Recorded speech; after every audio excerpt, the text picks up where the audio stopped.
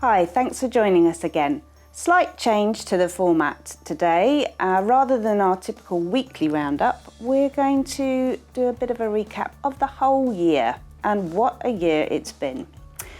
So I guess what better place to start than January, and we were all getting ready for NAMM. And that was 50% of my travel for the year already over. But it was a good start to the year. We obviously had no idea what was about to hit us.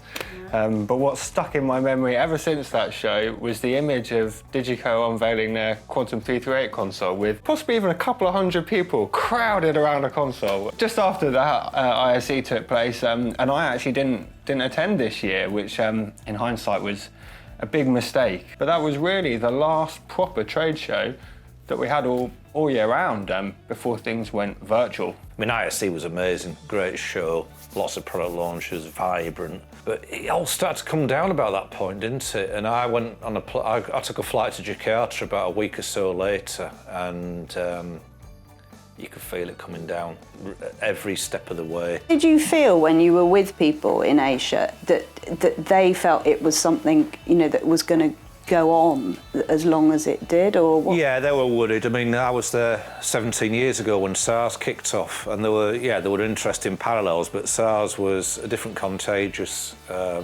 respiratory syndrome, whereby anyone who had it, they showed the symptoms straight away. With this COVID-19, you can have it and didn't know it, and you were spreading it like crazy. It was out there, but it wasn't really growing that much. It was mild, but I think everyone realised even then they were in it for the long haul. What do you both feel was the biggest adjustments that we made and had to be put into place, and as up for us as a company, and I'm sure replicated around the world for others? I think it was that initial lockdown period that every country experienced on a slightly different time frame, but it was all around that end of March, beginning of April period.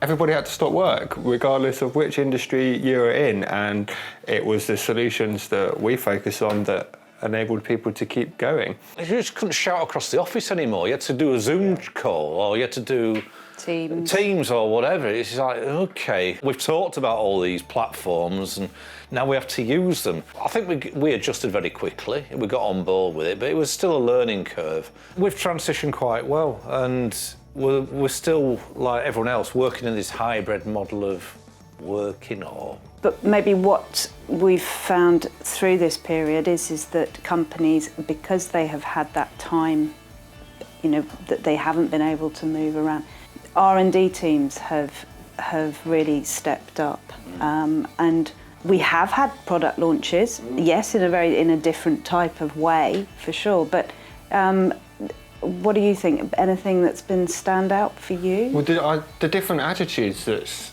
companies have taken to this has been quite interesting. So at the beginning, certain types of companies seeing opportunity in ways that they could seize it and adjust what they were doing, and others very wary of what's happening to their traditional businesses. Conferencing equipment, USB mics, I mean, they shot out the door. When it comes to loudspeaker technology alone, we started to see all the portable and immersive launches like the 44S for D&B. There was the lovely ID14 that Nexo came out with, and they had a good product launch to support that, I think, back in July. One of the first to do a truly virtual product launch. Yeah, and I don't know about you, Sam, but I felt more, engaged with the conversation they were trying to put across, because I wasn't at a trade show balancing canopies and a drink there and trying to concentrate with 100 people chatting away. I was locked into that room for 20 minutes and I absorbed it and I understood the product a lot better, and I could sort of translate that better to our readership as a result of that. So these actually work. And also, when you're on a trade show, you're doing about 20 of those in a day, aren't you? Yeah. Well, and it provides other opportunities. You're not solely fixed on a booth looking at whatever products they've brought around. You can transport the viewer to wherever. We probably can't talk about this year without mentioning some of the big figures, the wonderful people that have very sadly passed away. You're used to saying goodbye to folks every year, but this year seems to have spiked. Well, unfortunately, a couple or more have passed away owing to the pandemic. But most of them have come as real shocks, and selfishly, and it shouldn't be selfish at all, but you can't grieve properly. You cannot go to the funeral, you cannot travel, you can't say goodbye. Or it's been a weird year for that. And, you know, we're just friends. We're not immediate family or anything, and we've lost some marvellous characters. And the next time we do meet up, it's going to be an emptier world, isn't it, without those people that we loved. Okay, so, but let's then look ahead and what we think the wonders of 2021 might bring. What do you think?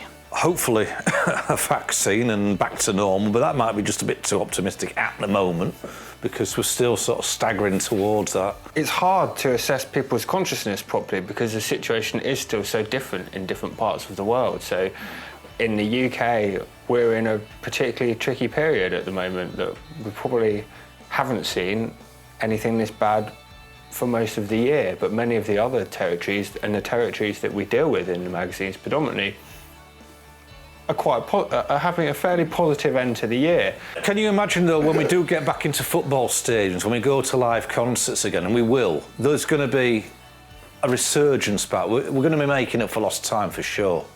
Once we are given a green light, and our eardrums are going to pop.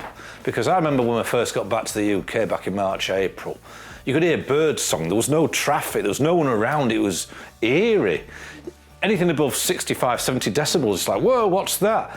Imagine when we go back to a concert again. It's going to be great, but my God, it's going to be deafening. What do you think has been one of the key positives, though, that you've seen this year? Well, you know, something that you've kind of gone, wow, that's really impressed me. I mean, I think the solidarity shown between people, again, for in my territories, exemplified in South Africa, where they really all pull together. They really have had some great initiatives, and competitors that typically would be at each other's throats are looking for ways that they can work together and help each other out, which is really nice. We've seen this with We Make Events, haven't we? Yeah, and it's been great, to, as you said, to see that solidarity.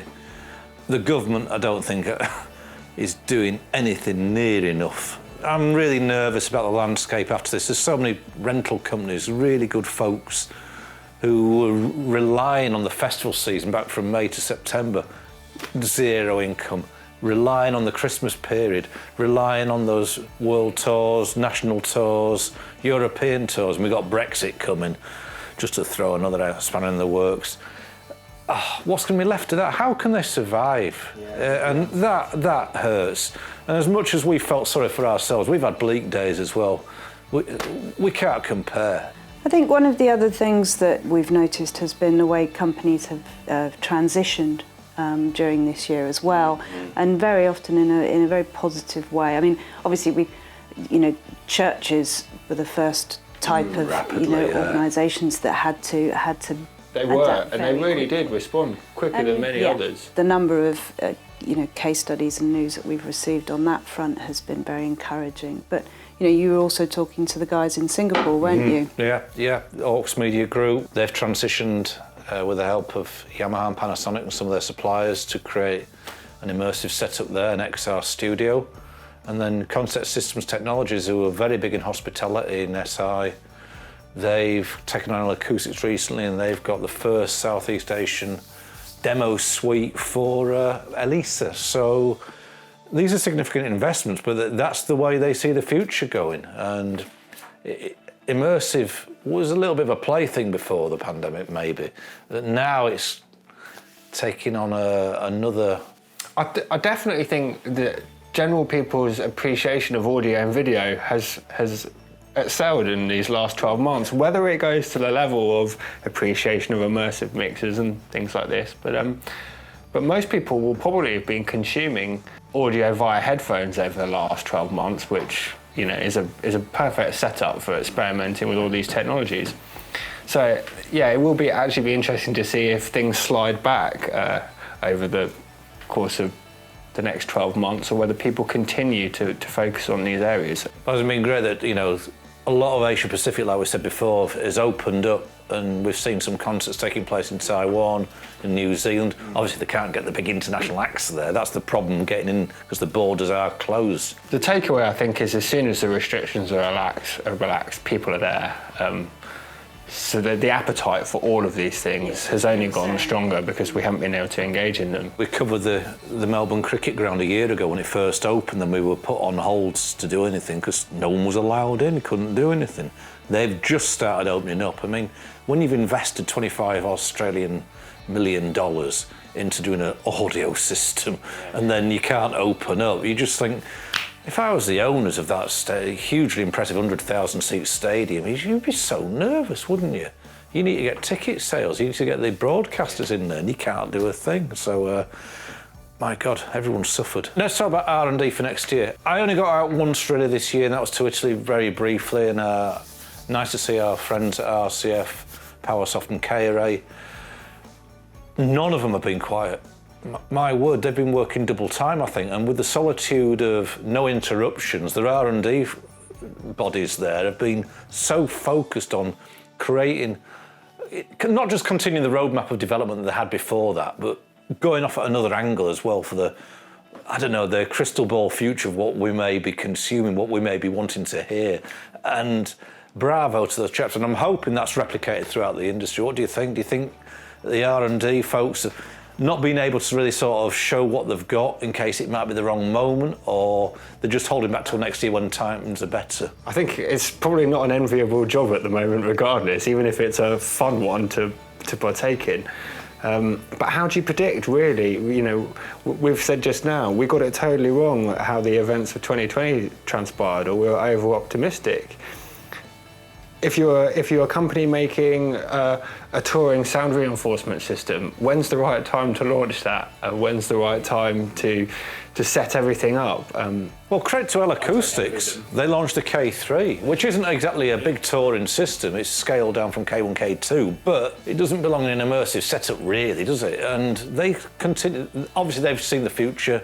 They're putting the faith in it still. And they'll be ready. So I think that probably rounds up our little review of 2020, and what a year it has been. But listen, just wanted to say thank you for watching, thanks for reading the magazines, thanks for engaging, and please keep in touch. We couldn't do what we're doing without you guys, and it's very much appreciated, and we're really looking forward to getting back out there again next year, seeing you all again. In the meantime, stay safe, stay well, and happy Christmas.